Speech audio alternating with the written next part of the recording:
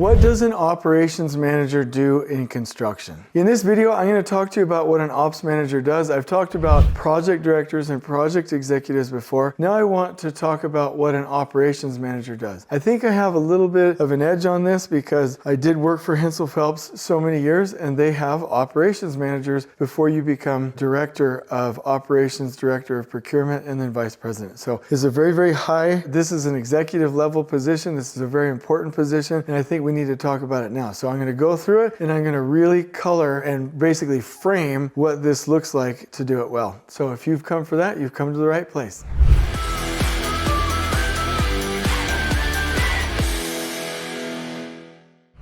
Okay, so I love this topic. You know, honestly, I have been a project director. I have been a project executive before, and I'm a field director and the COO of Lean-Built, our construction company. Operations manager, I sometimes question if I could do that. Like, I am just like super impressed with what it takes to be an operations manager. You have to have a knack for sales, for networking, for dealing with people, for having influence, knowing construction, monitoring your projects, and allocating resources. Like, we are looking for unicorn type human beings. And I am really impressed. I will use in my mind, I just want you to know, you can take somebody out of Hinsel Phelps, but you can never take Hinsel Phelps out of the somebody. I am thinking about that because that's where I grew up and where I got trained. But let's get right into it. If you want to be an operations manager, what does it take? Let's find out right now with number one. Number one for an operations manager, you either are going to make sure that all projects are basically have the right oversight and are on time, or that your projects are. So in some companies, a single operations manager will be over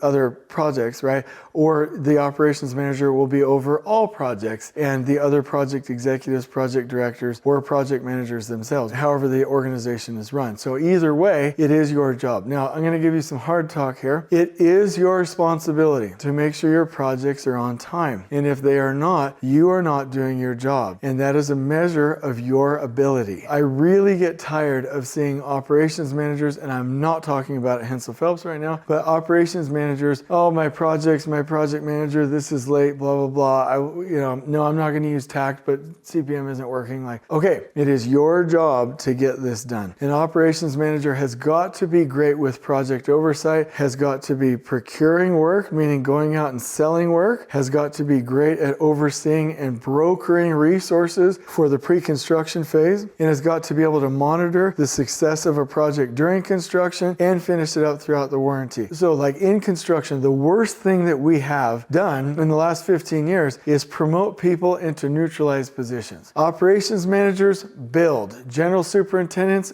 build, project directors build, project executives build. They are builders and they are responsible. So many times we get this idea and people actually want to go there for some reason. They're like, oh, I've worked. Now I want a cushy position where I'm not responsible. I can blame everybody and stay disconnected and stay in my office. What? That is not how this works. We don't go away, we get better. We don't escape, we get better. Stop promoting people into worthless, just managerial positions. Project directors, operations managers, project execs build things. They are builders. And so that 100% means pre-con management. That means that we have to have a good schedule, a good budget. We have to have a good quality plan, build a really good team, monitor progress throughout. You are responsible. Number two, resource allocation. And I really, with that last one and this one, we have really described what an ops manager does.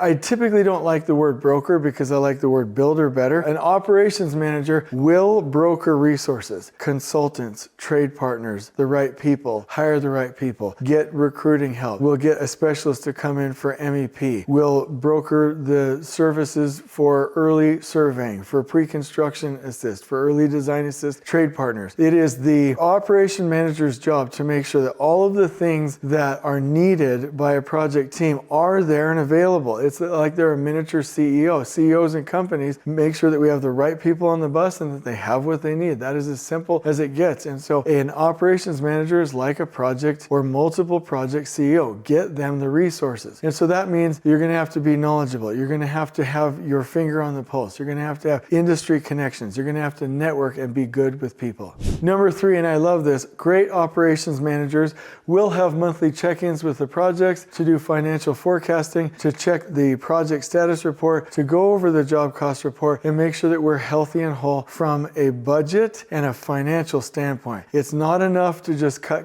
I've already talked to you about before this example of if you've submitted a GMP and you're on budget and things are looking well, and you will get labor gains from different staff types being on the project. It's not in that scenario, if you're on budget and you have really good contingencies, get that extra field engineer, get that extra project engineer. We get labor gains off of that, and the job site is more profitable. Digging into strategies like that is the operations manager's job. So at least every month, digging into the financials. Number 4, quality and safety assurance. Now, an operations manager is not going to be able to manage everything on the day-to-day. And I've been a project director before, so over multiple projects. So I do want you to know I've lived this. You have to set the example. The project manager and the project superintendent have got to know that if they do not hold the line for cleanliness, safety, organization, and quality, that the operations manager will hold them accountable. He or she will show up on the job, will get everything reined back in, and will look in a respectful manner and say, this is what I expect. I can be patient and coach, but at a certain point you're going to have to get this, or I'm going to have to find somebody else. The drive and the commitment and the perspective, that's exactly how to say it. The perspective comes from the operations manager. Don't take me wrong. Understand what I'm meaning here. I do not care what standard the PM has. I do not care what the standard the super has. I do not care what standard the foreman has. I care what my standard is for these things, and I want it perfect. And they can either see it like I do and want perfection like I do, or they can want another job. Like, that's basically all there is to it. So an operations manager will set the tone, the vision, the perspective, and the expectations for safety and quality. Number 5, and this is where the soft skills really come in. The operations manager is going to be connected to the client, connected to the customer, always checking in, addressing concerns, being a phone call away. And I will say, this is where I want to talk about the people side of this. The operations manager is people-focused, people-centric, good with people, knows how to influence people and win friends, just like the book says, and really has influence with the owner, influence with the market, influence to sell the job, influence with the project team. Not kingdom building, but influence with the project team, and can get people, by virtue of his or her amazing leadership, to do things and not a negative, toxic leader. And so the operations manager will always be connected to the client and manage those relationships with the PM.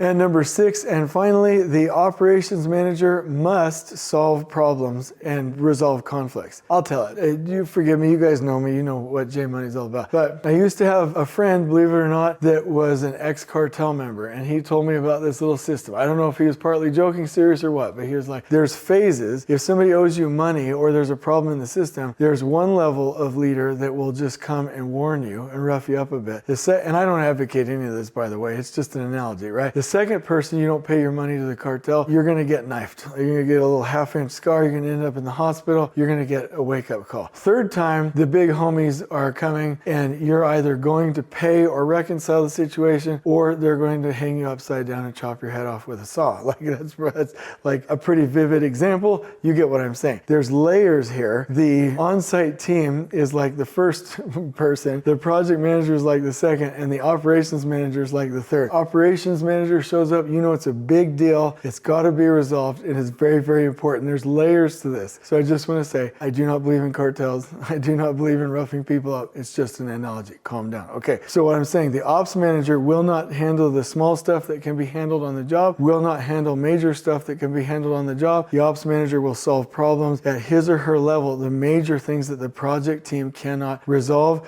where maybe even the operations manager has to loop in the owners or have really high-level conversations with other business owners. So resolving problems. If you do those 6 key things, you are going to be set. Now, there's a lot more to it. If you ever want, I can give you a scorecard for an operations manager. I would be delighted. In the link in the description below, I am going to leave you with a blog post for this, and I'm going to link you to our project management Miro board where you can see these role descriptors for yourself. At the end of the day, I really hope that you've been inspired for what this can do, and to remember some of the warnings. Do not become a non-builder. Do not get disconnected, and make sure that you are really gaining the skills so you can do a great job as an ops manager. I hope you've enjoyed this video. On we go.